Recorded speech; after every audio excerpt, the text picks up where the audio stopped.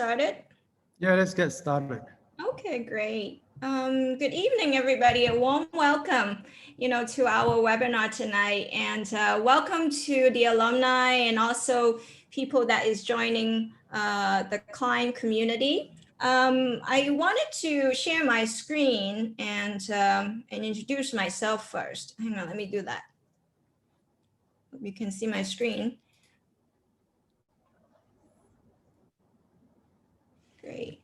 And I'll be moderating the program tonight. My name is Dion. I'm the founder and CEO of Climb by Talent Plus.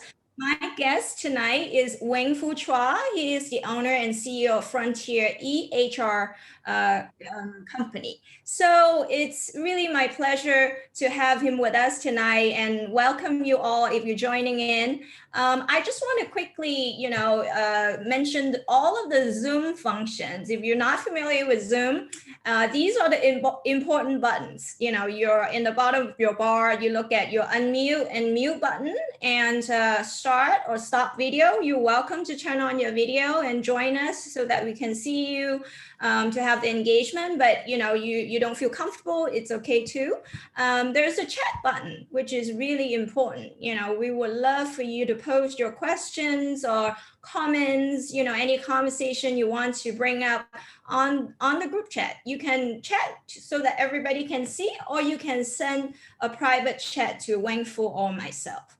The reaction button is important. If you feel that you like what you're hearing, you can always give us a thumbs up or a high five. So these are the important function on Zoom.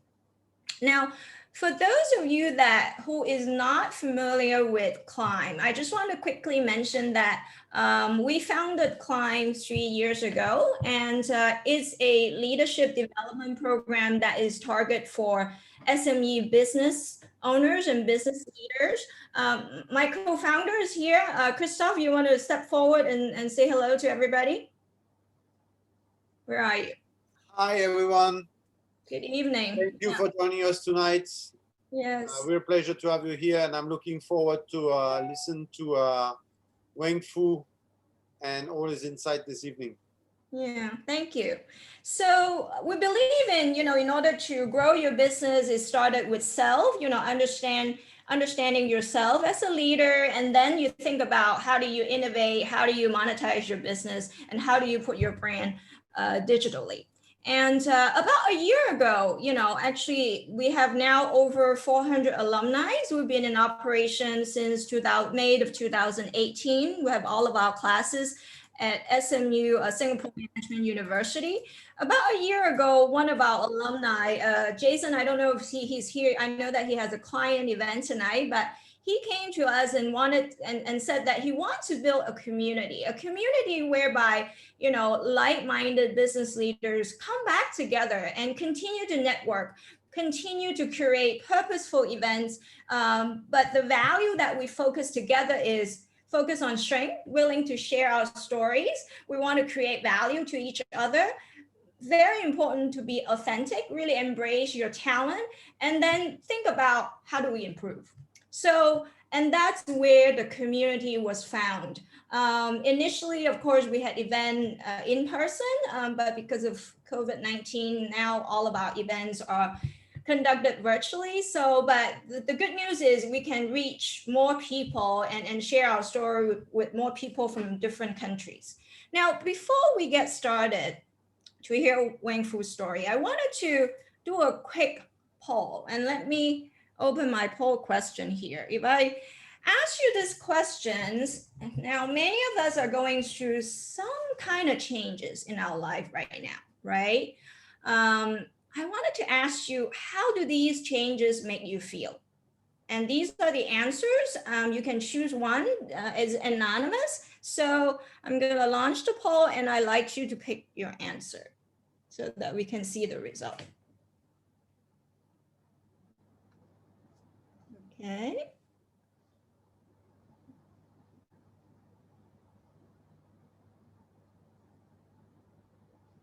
Wow, Weng Fu, we have a positive bunch here. Obviously, man, we have the right gang here. Yes.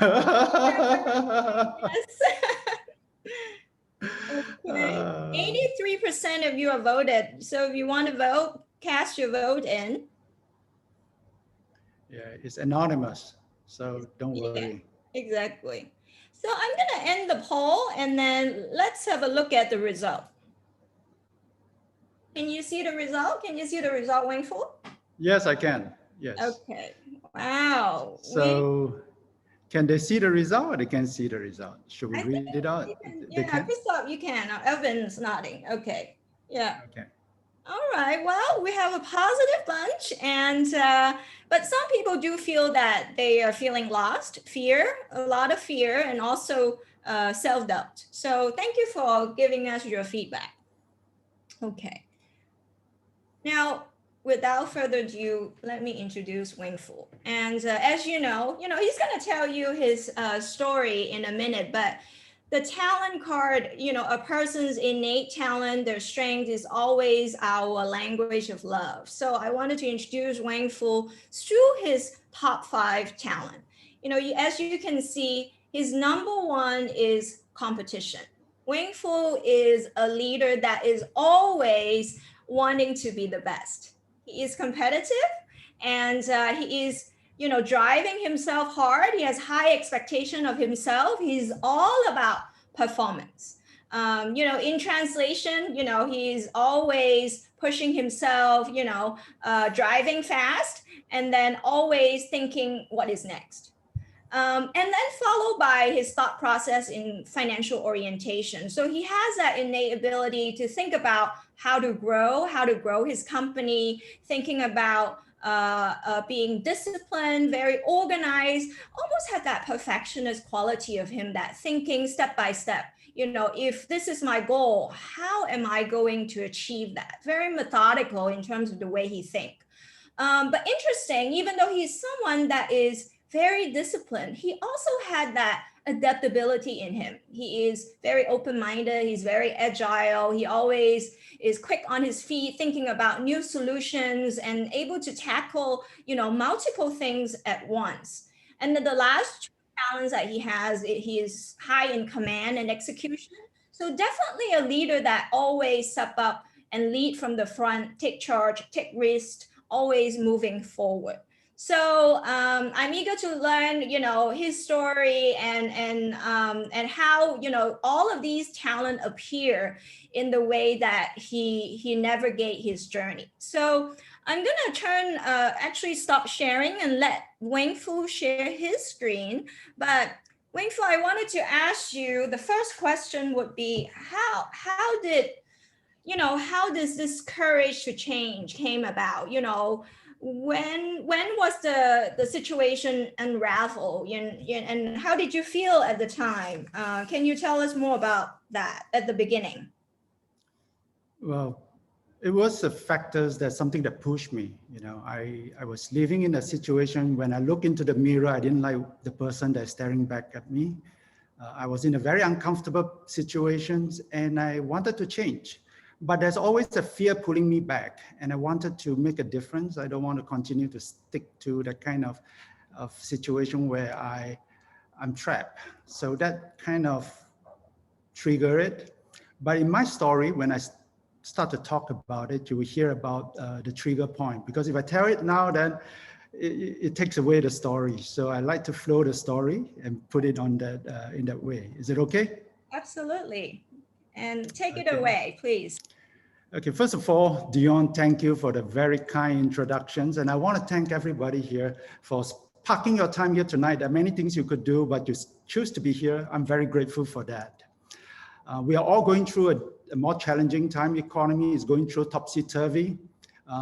Businesses are being disrupted. Individuals have their life being challenged in many ways, certain inconvenience that we encounter that comes along. So what I want to share with you tonight is a very personal story, a story that I went through in the last 6 years. Okay, it's a story about change, a story about uncertainty, about taking risk, and a story about finding a new purpose for myself. And I hope through my story, some of you can resonate with it, whatever challenge you might find, hopefully it will offer you a different perspective when you look at it. It would maybe even encourage you some bit in what you're going through. So I'm going to start telling my story. My story started in 2014. That was 6 years ago. That was my watershed year. That year, I was working for a Dutch company known as Unit 4. And I was the CEO for the Asia Pacific region. There were multiple officers reporting to me. And up until that point, I had been a managing director or a CEO for various European software companies for 15 years. And what I usually do is I look for businesses that were failing. They were in the red. And I offer my services to the global CEO to turn their business in Asia Pacific around. And I did that quite well because that's what I'm always excited about, fixing problems, and that's what gets me going. And with the closing of every successful chapter, the share price goes up. Inevitably, the company gets bought away by a venture capitalist or by somebody else, you know. And I move on to the next venture, to the next business, looking for the next company that needs help and repeats the same formula all over again. So while my career was doing fairly well, I would say, my health was breaking down. I was having a lot of problems with my health. I was often stressed up. You know, I was out of shape. I was heavy, on a heavy side. I was at least 20 over kg more than I am now. I was not happy. And I had a whole string of health problems. Just to get you to appreciate the condition I was in, I had a borderline hypertension. I constantly check on my blood pressure. You know, I always had a machine to check on my blood pressure. I had frozen shoulder. I couldn't lift up my arms. I had numbness on my arms that I even pinch at times, I couldn't feel it. That's how bad the blood circulation was. And I have very low immune system. I had skin problems. I had constant diarrhea. Every single day I had diarrhea. I had diarrhea for years. You know, it just go on like this. I couldn't walk on I couldn't take off my shoes and walk with barefooted in that way. Because when I walked that way, I felt like I'm stepping on broken glass. So I could only shuffle like an old man from one room to another in my house. Worst of all, I couldn't even turn my neck. I couldn't turn left, I couldn't turn right. I couldn't check my blind spot when I drive. I couldn't look up at the lift, which floor I'm at when I'm taking the escalator or whatever, you know? So I was living in a lot of pain. I was not happy and I needed a change. But like a frog in the experiment, where the temperature of the water was gradually rising until it dies, I was not having that push, a huge push factor to get me out of it. Not even when the company that I worked for, Unit 4 at that time, had a venture capitalist who came in, who implemented a lot of changes, which actually a lot of old guards territory manager left the company in a very short period of time. And I was asked to carry out some restructuring and retrenchment. And it was really hard for me to do that. It's not that I can do it. I've done restructuring, I've done retrenchment, turning business around. It's part of the game. But when you grow at triple-digit profit, when you have a lot more customers coming in, it's really difficult to tell your guys, you know, let's charge the hamburger hill, and they did the job, you know, there's casualties. And after finishing it, I pull out a pistol and shoot them behind the head. I have problem with that. It's against my value. So I had a lot more internal struggles inside me. There was value misalignment.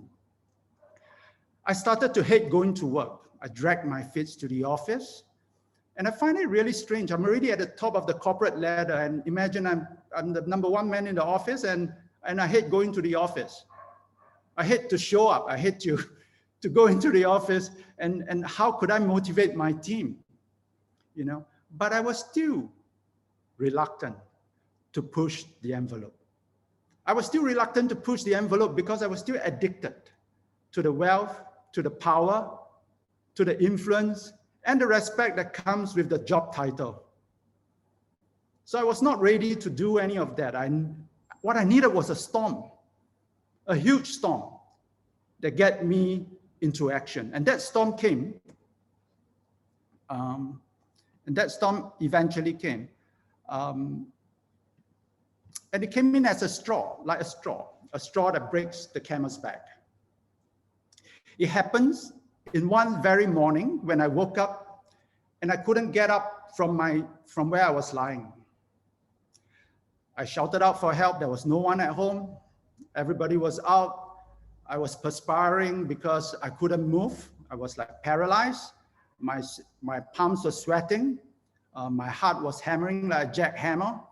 And I try and I struggle and I struggle and I struggle 10 minutes, 20 minutes, I just can't get up.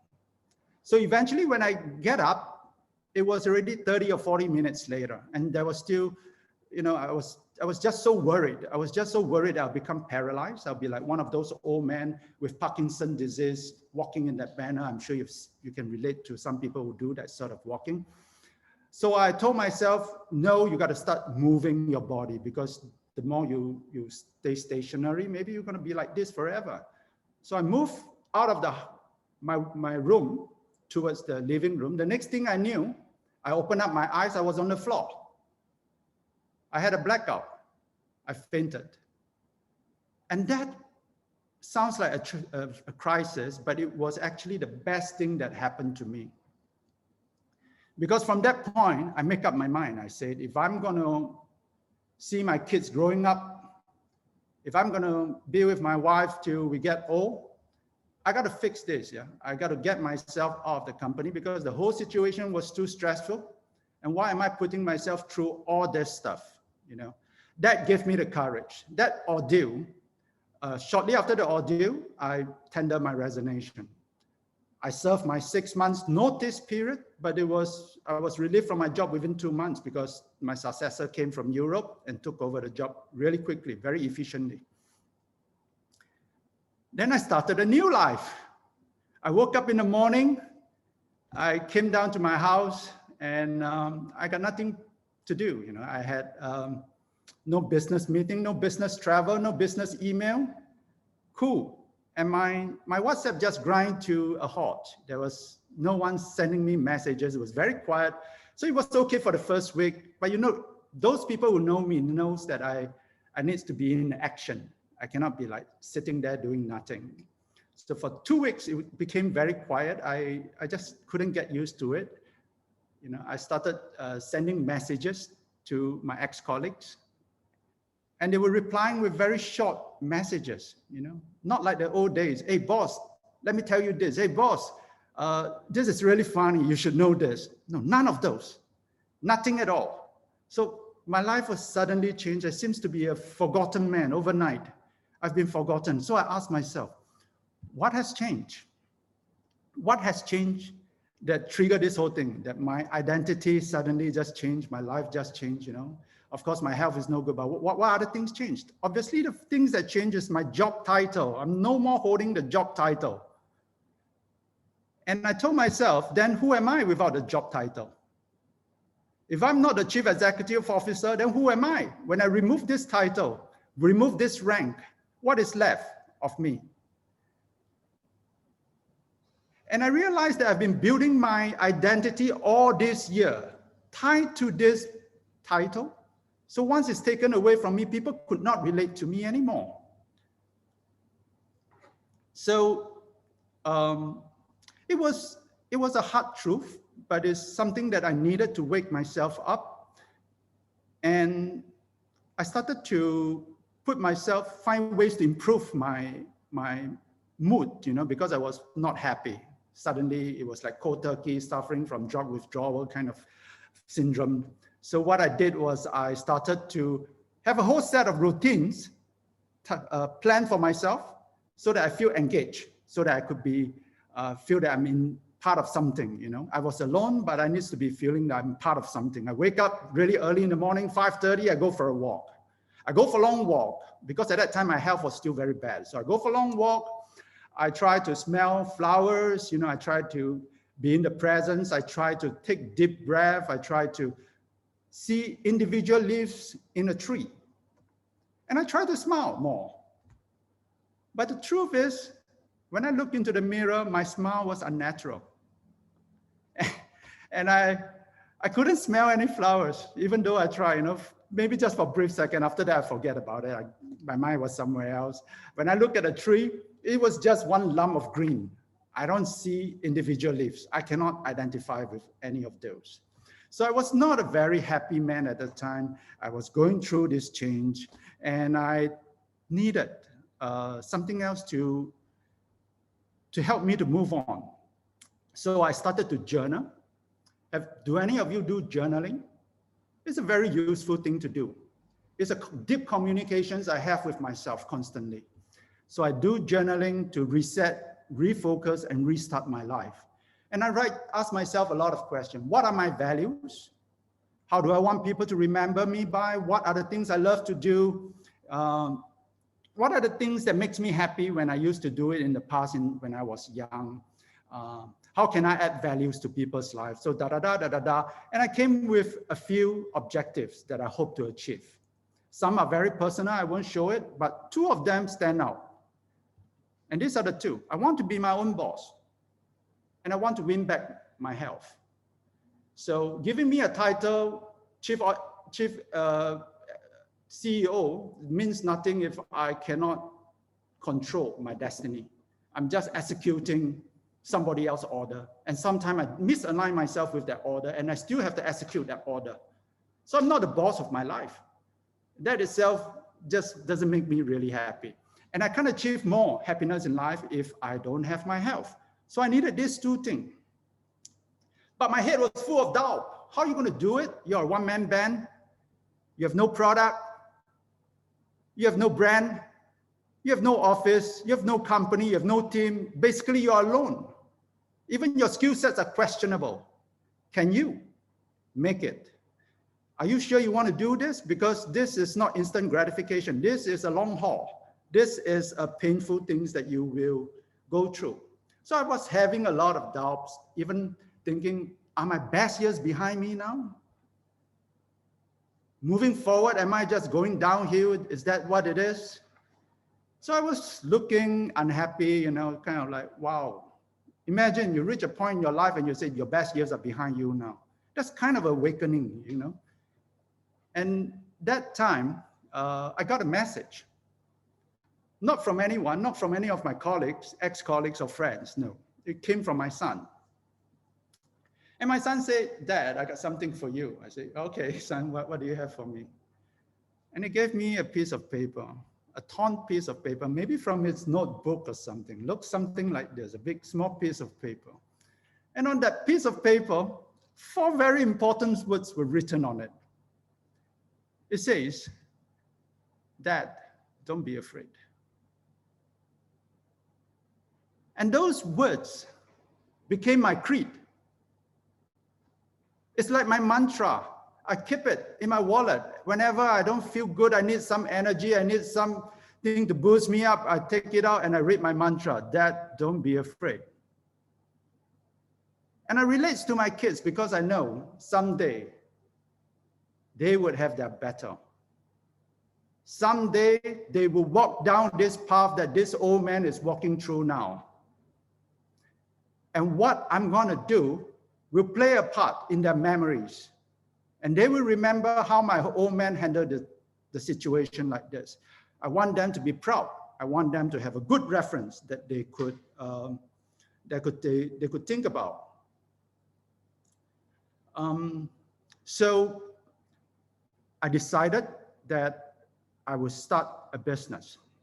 But up until that point, to be honest, I have started talking to some headhunters. Yeah, because that's my old program. My old program said, find a job, turn it around. That's an easy money. So my old program was still running. But when I received that message, I took a notepad. 2 things I did. The first thing, I took a notepad, yeah, and I wrote down 5 words. Stop looking for a job. And then I bore it. Stop looking for a job. For God's sake, stop looking for a job. Stop running your old program. It's time to do something different. I went to my bathroom, I took a shaver, and I shaved my hair. It's kind of like a rite of passage, After I shave my hair, I look into the mirror and I say, okay, now you look more like a badass. I can work with this version of you from now on. I can work with this version of you. So obviously, I have to face the reality, right? So the first thing I need to do is, what kind of skill sets do I have? I did a skills inventory. Wow, I've been 15 years doing P&L, turning business around. You might think that I got a lot of skill set, but when I write that down, my skill sets were Excel, sandbagging, if sandbagging can be considered a skill set, you know, management. And you know, you just think about all those management skills. It's nothing that can just hit the road and be an entrepreneur. It was a hard truth. Who am I going to tell it to? I take out that piece of paper, Dad, don't be afraid, and I went back to do my stuff again, you know. So I came to the realization, yes, there was something that I was good at, sales, negotiation. I've always been good in that. But I have a strong team. I've trained people, they do really good job. Some of them got headhunted to be into SAP and Oracle to be the sales directors, you know. So I thought maybe I could be a sales trainer. And I don't want to work under anyone, so I'm going to find a content in USA or some other countries, and I'm going to bring it into Singapore. I'm going to represent them, and I'm going to sell them, which is what I did. So I sold my negotiation training for like $9,800 or something for 2 days of effort, you know. Some people told me it was too expensive. I said, no, I don't sell cheap things. You go at that level. So it was really hard because I had to relearn everything. I had to put on the apprentice mindset. And what that means is be very humble. In the daytime, I was reading the content. In the nighttime, I'm reading the content. There were at least 15 courses they gave it to me. And I didn't know which one to start. So naturally, I tried to read as many as possible. And it just got me really confused. I didn't have experience doing facilitation work. I've been a management. Management means I give order. Facilitations and managements are the opposite kind of skill set. So I needed to learn. So I signed up ACTA. ACTA, everybody might know, right? Anyone to get jobless for a while, go get an ACTA first, be an ACTA trainer, right? So my classmates were supervisors of maid agencies, team leaders of cleaning services, that sort of. And I was thinking, wow, you know, where am I going from here, moving forward? So I took up even more courses. I even go to the desert, learn facilitations there. I learn how to build a website from scratch. I even taught people how to build a website from scratch. Yeah. And I did quite a lot of things. I just social marketing, all sort of things that is useful to get my business going. So I went to a lot of this, and I was I was afraid. One thing that I was afraid when I was having this apprentice mindset was that I would get comfortable. If I become comfortable, I won't work hard. And to prevent myself from doing that, I started sleeping on the floor. I refused the comfort of the bed. I sleep on the floor. I wanted myself to remember how uncomfortable this moment is. Because I am going through transformation. I need to be uncomfortable. I cannot be comfortable. So I told myself, you got to say yes to any opportunities that come your way. So besides delivering some of these courses, which took me a long time, 2-3 months to sell one class, someone came to me, someone who attended the same course with me, and said, hey, you know, Weng Fu, you told me all those stories, you can turn around business and all that. Oh, that's great, you know. How about coming to give a motivation talk to my father-in-law company?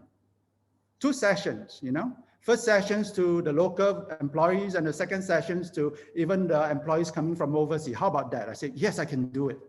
But back in my mind, how am I going to do it? But no, my answer is yes, I can do it. I will do it. And I prepared the content from zero and get it ready. The day came, I prepped myself, I presented. I thought I connected well with the audience.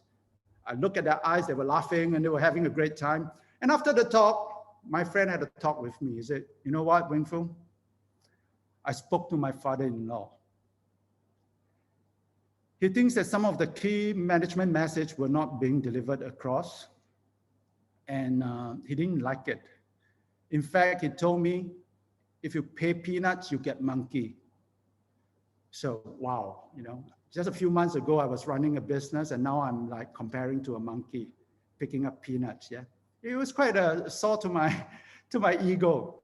So at that point, I told myself, okay, Weng Fu, let's think about it. Every criticism, no matter how harsh, holds some truth. So there are 2 paths ahead of you. Path 1 says protect your ego. Path 2 say grow. They are distinctively two different paths. You cannot take both paths at the same time. If you want to protect your ego, you're not learning. If you want to learn, you're not going to protect your ego. So I want to learn, I want to grow. So I told him, bro, tell me, which area do you want me to deliver? And trust me, I was working so hard every night to prepare for that course. To me, it wasn't the money, it was just want to do a great job. On the day I turned up in the hotel, I can't remember if it was Bintang or Batam. It was one of those random hotels that I went, and I took a boat trip and I went there. I went to the stage, there were 100 over pairs of eyes staring up at me. I was ready because I was so ready. I prepared my scripts, wow, everything was ready. I delivered and it was so well done. I connected with the audience. They felt motivated and my eyes just swept across the front line of the audience. And suddenly my eyes rested on the father-in-law. And then the father-in-law holds some magic. It's like he has a button in me that the moment he pressed it, my mind went blank. I can't remember a thing I wanted to say. And that's not the scariest thing. The scariest thing is the voice that came after that. The voice that spoke in my head says, Weng Fu, get down the stage now. Tell your friend he doesn't need to pay you a single cent and you want to go home. Imagine you're up on the stage and suddenly you hear this kind of voice, It was amazing. So what I did was I visually visualized me pulling the curtain across, a black curtain, so that the voice can penetrate through the curtain. I fumbled for a few seconds and I regained back my rhythms and I continued talking. When the job was done, I came downstage. My friend came to congratulate me this time. He said, you did a great job. And his in-laws family came to congratulate me too. You did a great job. I said, thank you. The only worries we have now is that our staff's going to be entrepreneurs. I said, okay, no worries, man. They're motivated at least at the meantime, right? Tap on their motivation at this moment. Why don't you stay with us for lunch? I said, no, I can't. I got a few appointments. I got 2 appointments waiting for me. I got to go back to Singapore. I got 2 appointments. So I went to the jetty. Obviously, I didn't have an appointment, right? I mean, I'm sure you know I had no appointments. So I went to the jetty and my eyes start to well up with warm tears. Warm tears. And I say, what the heck are you doing, Weng Fu? Why do you put yourself through this shit? You don't need that money. Why do you put yourself through that shit? And I know why I put myself through that stuff, because I wanted to learn. So the universe has a way to get the message back to me. And the universe spoke. A couple of years later, I was flying back to Singapore from Ho Chi Minh, and sitting right beside me was a lady who asked, you are the motivational speaker, aren't you? Well, not many people remember me as a motivational speaker. So I was, okay, yes, I guess so. And then she said, you know what? I want you to know this. I was having a depression and I had suicidal thought when I attended your talk. And I need you to know that it helps me. It helps me to look at things differently. And I told myself, wow, the plane, there are so many seats. Why must this lady be sitting next to me? There got to be a reason for that. The universe has a way to get back the message. And I was telling at that time, I was on a high. Anything, you give me any project, I'll say yes. Yeah. So I started to accept a project to train an international sales team in Europe. I flew myself, the company is called Luciet, and I flew to Europe, to Belgium, Brussels, and I started conducting the sales training. So the sales people from UK, from Germany, from USA, from Brazil, whatever, they all came into the same room, and I was supposed to know more than them, or at least in the topic of negotiation. They put on jackets, they looked really intimidating. Anyway, I did my job. To make it even more intimidating, the CEO was sitting there throughout the whole training. And he was very interested, he was very keen. And after the job was done, he smiled at me and he called, hey, Christoph, go out, have a talk. Christoph was the head of sales. And both of them went out for a talk and he came back in, he said, congratulations, Weng Fu, we like what you did. We want to do more of this. I'd like you to help me to set up my operation in Asia. No, I said, Yeah, Mark, but I don't want to work for anybody else. You know, I'm done with working for people. I don't want to work for people anymore. So he said, why? No, you can just set up, sell me your services, you know, and help me build a sales team. I said, okay, that can be done, you know. And I end up having my first recurring revenue while I can run my training business on the side. So I got 2 revenue coming in, and I got 5-digit revenue coming on a monthly basis on the recurring. That day when I flew back to Singapore, I slept on the bed. I slept on the bed that day. But I couldn't ever go so far through the training. I'm not doing training anymore, by the way. I've just moved on, which I'll explain to you what I'm doing. I needed to get my health back. That was the biggest battle I have to. I've told you how much problems I had. It was not an easy battle. I went to see pain specialists. They call themselves pain specialists. They charged me $1,000 for a half-an-hour session, and they did nothing to help me. So I did visit chiropractors, I visit physiotherapists, I tried all kinds of things. I had 15 sessions of chiropractors and physiotherapists a month. And eventually I started to get some movements. Okay, in my heart was so full of gratitude because suddenly I got some range of movements that I didn't had in the past. And I told myself, from now on, it's your game. You're gonna turn it around. You know, the doctors can only do so much. The rest is up to you.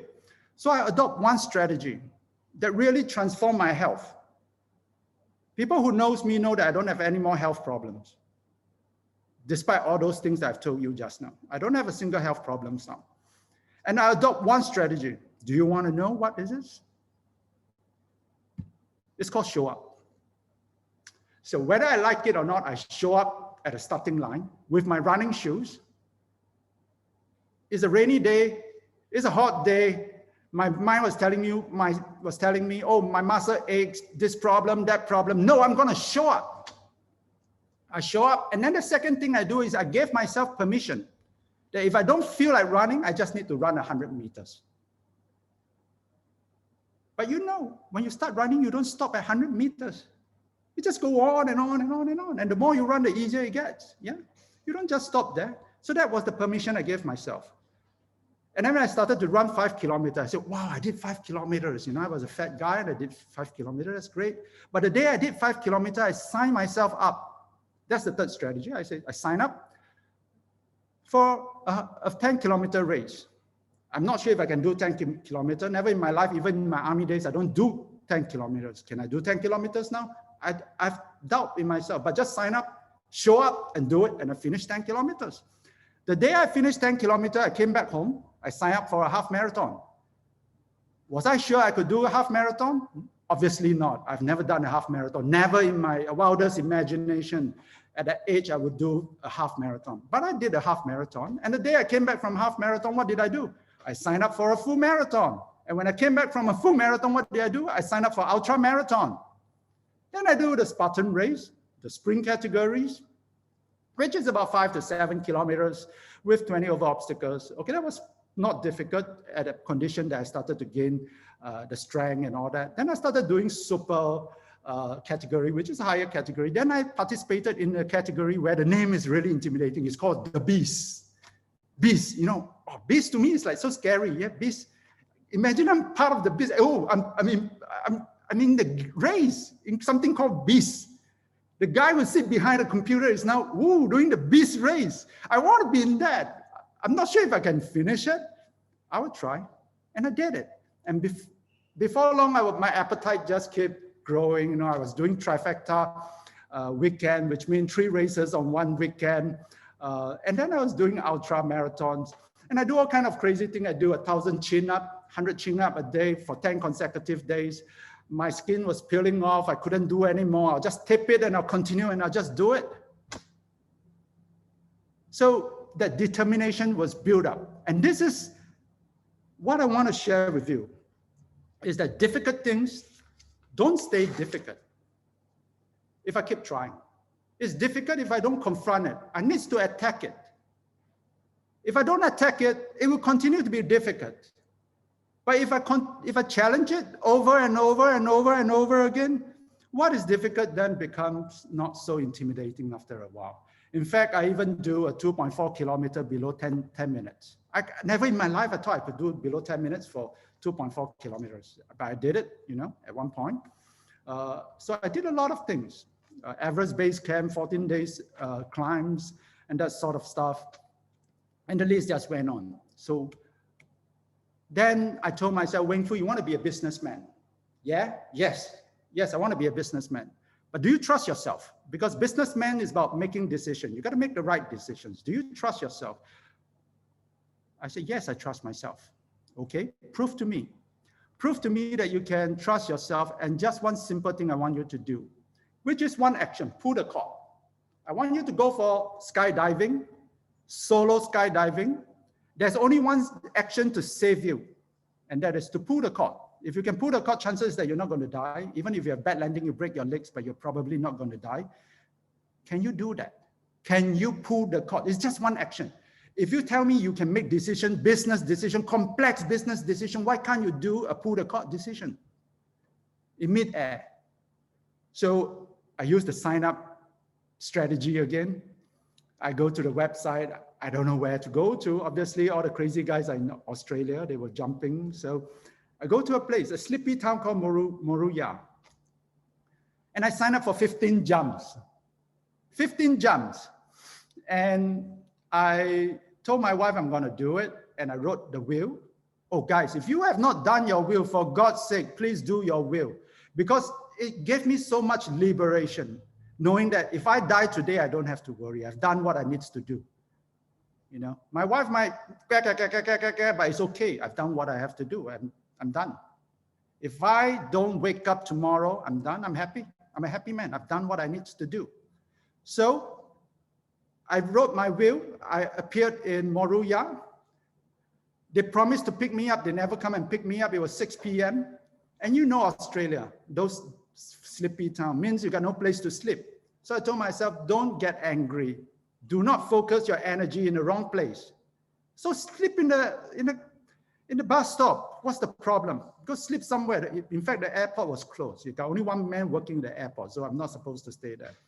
So I was in that mentality. All I wanted to do was to stay alive.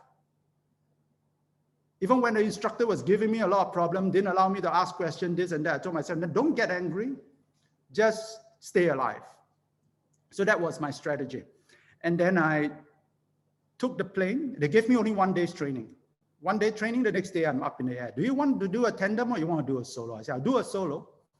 So I went up, the plane go up, move, 15,000 feet in the air. And on the way, I couldn't smile, I couldn't talk, you know. Oh, by the way, I had only one classmate. And that dude was the age of my elder sons. So you got an old man and an elder son, what a contrast. So we went up there and I looked out of the window and I saw something. I saw the rainbow. And the rainbow was round, circular in shape, circular. I didn't know rainbow was circular. I always thought it was an arc shape. But up in the air, it was circular. It offered me a different perspective. I practiced my emergency procedure just in case the parachute doesn't deploy. So it was kind of like a negative thought. But I realized negative thought is absolutely necessary if I were to stay alive. Some people would tell you, don't entertain negative thought. Cut the bullshit. You need to entertain negative thought, but you do not dwell in the negative thought. If you want to stay alive, you need to entertain negative thought. Just in case shit hits the fans, what are you going to do? What if the line got twisted? Which my line got twisted on my second jump. And I need to scissors kick my way out, you know. It was a really scary moment because at 15,000 feet, I'm falling every 1,000 feet with 5 to 6 seconds. At 5,000 feet, I deploy my parachute. So I have a 50 to 60 second free fall. And I have about 25 to 30 seconds before hitting the ground. If I don't deploy my parachute, I'm gone, you know. So, and that landing spot reminds me of Padang Field. It's a small place. I'm not sure because I didn't know where to pick. So I picked one that was very quiet. There's only 2 guys jumping. It is a small landing place. On one side is the sea, the other side is the river, and then you got the woods, and then you got power cable. You definitely don't want to land on the power cable. You're going to be cooked, grilled. So I did it. I was really happy. I did 3 jumps on the first day. I did 3 more jumps on the second day. And I told myself the problem is not negative thinking, it's overthinking. And I will adopt that strategy moving forwards in my life. Okay, on my 6th jump, I injured myself. I couldn't get up anymore. The chances of dying is very slim. That's true. But the chances of injury is not that slim. So I couldn't get up anymore. And I had to wait for a couple of weeks or even longer to continue if I want to, but I had things to do, so I went back to Singapore. So what I learned is all in this lesson was that if I go to my ages expand. So that's something that I learned in that process. And last slide I wanted to share with you is then how I get connected to Frontier EHR, because one of the guys that I trained in negotiation, I trained his company, which was Frontier EHR. He told me a few months later, he called me up. He said, Weng Fu, would you like to consider taking over my business? I said, why do you want to sell? Obviously, he's not doing too well. That's why he wanted to sell. But he said, you can turn business around. So what's the problem? You know? I said, okay. So I told him, fairly much like what the skydive, you know, you got to skydive, right? You can always stay inside or you have to skydive. So for me, I choose to skydive anytime. So I say, I'll do it, but I'll do it at this price. Because if I lose so this much money, I still got my secondary parachute. It's no problem. I don't want to reach a point where I've used up all my parachute, then I'm dead. So I came in, I turned the business around. I can run it with my own values now. My values in the company, I can run it the way I like it. In the past, when I turn around business, I almost always start with retrenchment. But this time, no, I did none of that. I did coaching, I did mentoring. Even through this COVID-19, none of my team members was retrenched. People got increment, those who have been around for 12 months. So we don't have that kind of, I don't have that kind of behavior like in the MNC world that I used to have. I felt that I can be more of myself, and I feel good about this. And this business model is leveraging on a recurring revenue, which means even in downtime like this, we are still growing because we are still based on recurring. And a lot of our clients, in fact, we are in a very sweet spot. Why? Because if you buy my software, for instance, government can pay up to 98% of your investment. I mean, what other industry allows that? But if I have not made all those hard decisions, I will not be here now, talking to you in this manner. And this is why I want to share my story. It's a bit of a challenging story. I'm sure everybody goes through their own challenge. I want to humbly share this story of this journey that I've gone through. The 7 lessons. Who am I without my title? Ask yourself the same questions. Without your title, who are you? If you are serious about learning, apprentice mindset. If you are serious about learning, every criticism, take it positively. Show up, sign up. Believe that you are capable of doing more than what you are capable now. Things will get difficult only if we don't challenge them. If we challenge them, it gets easier. Trust yourself and entertain negative thought, but don't overthink. So that's my story. Hope you like it. Thank you, everyone. Thank you so much, Weng Fu. Let's give Weng Fu a round of applause. It was amazing what he shared with us. I think, after tonight, Weng Fu, I think you're going to have a new career as a motivational speaker. I'm worried about that. I have to say yes, right? Because I'm programmed to say yes now. Yes. I mean, a lot of the nice comments are trickling in. Appreciate your comments. Chua, Veronica, Roderick, Jason. If you have any questions, you can post here on the chat. Hi, Christine. But I wanted to ask a quick question, Weng Fu. Okay. If I may. So, what advice can you share with people who are going through challenges right now? If really they're struggling, they don't have direction, and they've been retrenched, financially, perhaps a lot of Mhm. stressed. What would you, the first thing that you would say to them? Okay, change your perspective. Hmm. So I have friends who told me, Oh. I said, boss, friend, bro, why do you want to beat up your boss? Yeah, because he retrenched me. I want to beat him up. So I asked him, uh, if you go look for a job, can you get like 90% of your salary? He said, no. What about 80%? No. Then what is the percentage you think you can get if you go out there and get a job? He said, maybe less than 50%. So I said, nobody is willing to pay you this salary. They're only willing to pay you less than what you're currently drawing. So which means your current boss is the guy who treated you the best. Why do you want to beat him up? So I think adopting the right perspective is important. First thing is adopting the right perspective. Second thing is to be grateful. Because if you're not grateful, you feel with anger, you're still in the past. You live in the past, you cannot move forward. And then adopting apprentice mindset, forget about what rank, whatever CXO you are in, just forget about all those nonsense. Take that off. Who are you? And, sometimes we have this limited belief in our head, right? We have those stories. How did you overcome your limiting beliefs? So what would be your advice on that? Limiting belief every one of us have. I have a lot of limiting belief. I didn't know I can do so much stuff. And what I realized about getting rid of challenging this limiting belief is this. There's a story about the Red Cliff where the Chancellor Cao Cao came with a fleet of vessels to attack Dongwu, another country. And his fleet were tricked to be chained together so that the soldiers don't get too much seasick. Then the enemies came, started to burn down the vessels. And because they were all chained together, all the vessels were burned. And this is the same thing as the way we conceptualize our thinking, because we have all the limiting belief. They are like the vessel. This is the one limiting belief. This is the second one. This is the third one. They are all chained together. Challenge one of them, burn it down. The moment you burn one down, the second one will start saying, oh, if that one is not true, if you can do ultra marathon, maybe this thing that you say you cannot do, you can also do. This thing you cannot do, maybe you can also do. You start to shake all those limiting beliefs. They'll start, but you got to challenge at least one of them first to get yourself comfortable. Yeah, it's taking that first step. Now, Yes.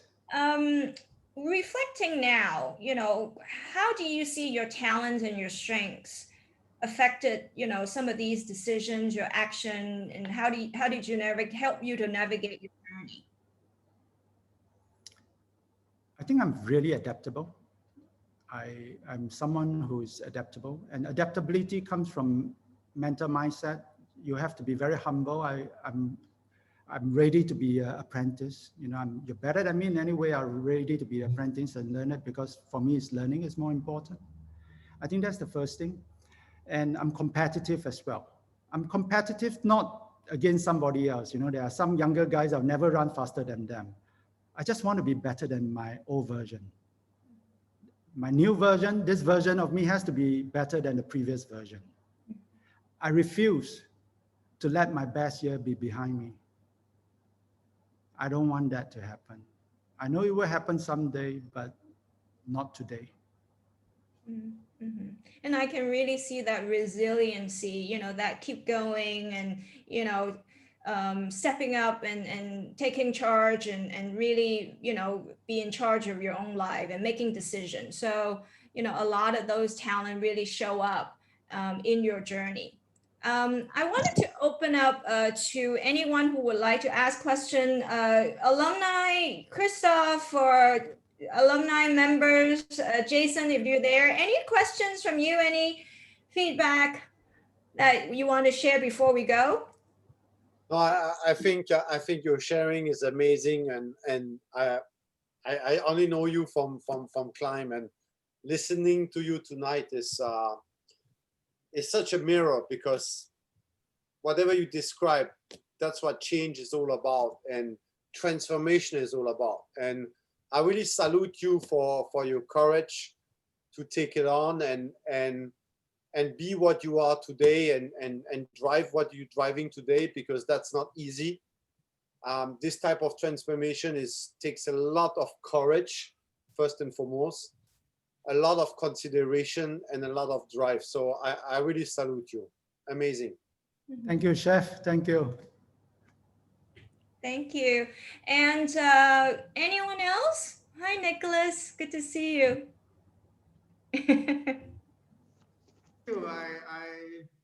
I'm glad I make it on time, and I think it was the sharing was awesome. You know, it's I can resonate a lot with it, and what strikes me was the point 4 and point 5 was like showed up.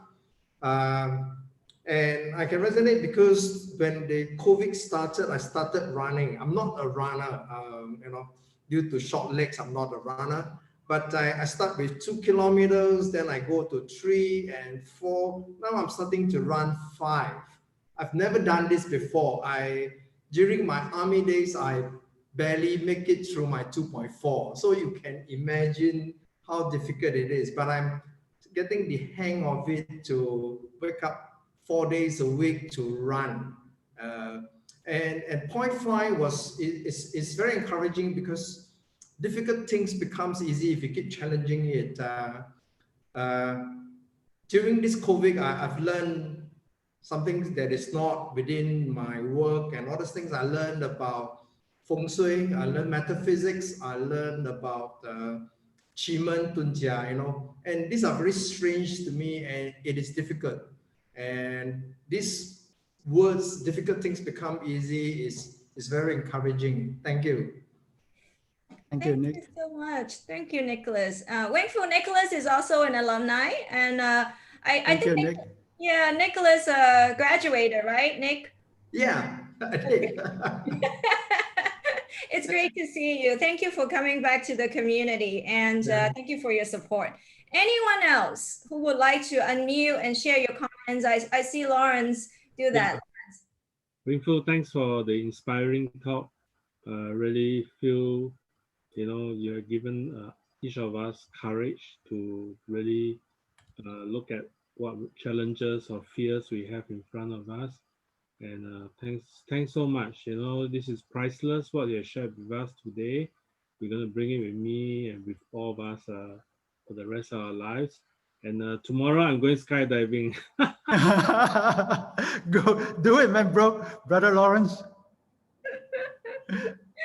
But I think Weng Fu and Nicholas, I think one thing in change, which is very important, you have to start one step at a time. And sometimes people want to start with bigger steps and they get very quickly discouraged. Mm-hmm. And when you start with steps you can manage and you can swallow, it becomes easier, and you start to get a taste of it. And like what you just said, Nicholas, you know, you run 2 kilometers, then you run 3, then you run 5, then you run 6. And before you know, you will do like Weng Fu, you will run a marathon and perhaps a super marathon. And I think that's how change has to start, is a step at a time. Yes. And start with baby steps, start with things you can manage, and you feel comfortable to overcome. Yes. So having this, I would say, try marginal incremental gain. Just keep doing marginally better all the time. Mm-hmm. Amazing. Great. But you got to track the result, though. Anything that's not tracked, just go off. See, we know that you're all about performance. Yeah, we saw that from your talent, Weng Fu. Professionally trained for that reason. Yeah. Yes. Business needs to be tracked. Performance. Excellent. So if any other questions, if not, then we will end the session. Really, my heartfelt thank you to Weng Fu for sharing your story, be so authentic, your vulnerability. You know, we learned so much. You know, I've heard the story a few times. Every time I get so inspired and excited, and felt that courage, also from you. So thank you for doing that for the community. And I would ask the community member to stay behind, and so that we can have a quick chat. But all of you, thank you for joining. And alumni, if you like to stay, you're welcome to as well. Thank you, Dion. Thank you.